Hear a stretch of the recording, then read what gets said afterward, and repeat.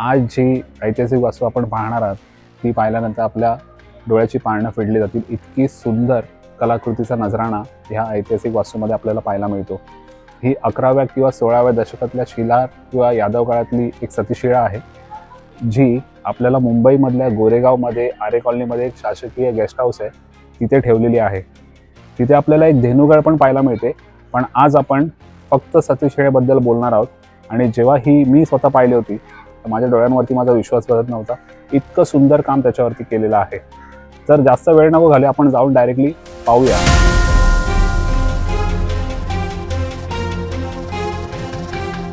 मित्रांनो, खरखर विश्वास बसत नाही ना या शिळेकडे पाहून की ही खरंच 11व्या किंवा 16व्या शतकातली असेल. इतक्या चांगल्या पद्धतीने हिला प्रिझर्व करून ठेवलेलं आणि इतक्या चांगल्या पद्धतीने ती घडवलेली पण आहे. त्याच्यावरती काही शिलालेख पण कोरलेले आहेत. ते जर वाचता आले तर खरंच समजेल आपल्याला की ही शिळा कोणाची आहे. युद्धात मृत्यू पावलेल्या वीराची पत्नी जेव्हा सती जायची तेव्हा तिच्या कुटुंबातली लोक तिच्या स्मरणार्थ अशा सतीशिळा त्यावेळेला उभारत असे. आणि या सतीशिळेकडे पाहून तर मला इतकं शुअर मी तुम्हाला सांगू शकतो की ही ज्या पद्धतीने घडवलेली आहे ही कुठल्या तरी राजघराण्याची सतीशिळा आहे. आता ह्याच्या डिटेलिंगमध्ये आपण जाऊया.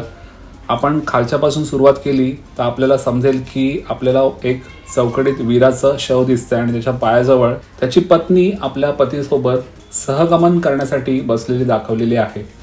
दुसऱ्या चौकटीमध्ये जेव्हा आपण जातो तेव्हा वीराची पत्नी घोड्यावर बसलेली दाखवली आहे आणि तिच्याबरोबर तिच्या 2 सहचरणी आहेत. त्यांच्या डोक्यावरती सतीचं वाण दिसतंय आपल्याला. तिसऱ्या चौकटीमध्ये सतीचा हात काटकोनात कोपऱ्यापासून वरती दुमडलेला आहे. हीच सतीशिळा ओळखण्याची खूप मुख्य खूण आहे. सतीच्या हातात आपल्याला चुडा आणि बाजूबंद पण दिसत असेल. सतीच्या वरच्या भागात वीर आपल्या पत्नीसह इष्टदेवताचं म्हणजेच शिवाची पूजा करताना दिसत आहे. आणि मध्ये जे शिवलिंग आहे त्या शिवलिंगाच्या वरती पण एक सुंदर असं छत्र आपल्याला कोरलेलं दिसत आहे. सर्वात वरती आपल्याला जो सूर्य आणि चंद्र कोरलेला आहे ना त्याचं डिटेलिंग खूप सुंदर आहे. आपण चंद्राचं डिटेलिंग बघू शकता की चंद्र ज्या पद्धतीने आपल्या कला बदलतो तिकडे दाखवण्याचा प्रयत्न केला आहे. आणि मधोमध आपल्याला अमृत कलश आपल्याला दिसत आहे. ह्याचा अर्थ असा आहे की जोपर्यंत या धर्तीवरती चंद्र आणि सूर्य आहेत तोपर्यंत तुम्ही दिलेलं जे बलिदान आहे ते आमच्या स्मरणार्थ राहील. आणि त्याच्या स्मरणार्थ त्यावेळेला अशा या वीरगळी किंवा सतीशिळा गावामध्ये उभारल्या जायच्या. तर मित्रांनो, मी आशा बाळगतो की आपल्याला आजचा व्हिडिओ आवडलाच असेल. की जर सतीशिळा पाहिजे असेल तर आपल्याला आरे कॉलनीमध्ये जो टुवर्ड्स जो मरोड साईडला जो रोड जातो त्याच्या मधोमधच हे गेस्ट हाऊस आहे.